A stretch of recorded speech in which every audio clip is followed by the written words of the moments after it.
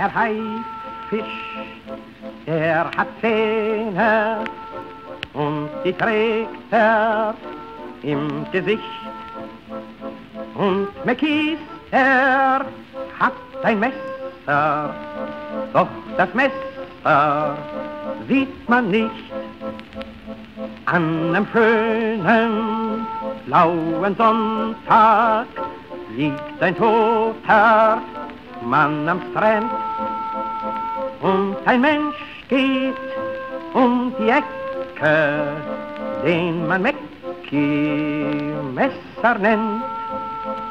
Und Schmulmeier bleibt verschwunden und so mancher reiche Mann. Und sein Geld hat Mäcki-Messer, dem man nichts beweisen kann. Jenny Tauler war gefunden mit nem Messer in der Brust.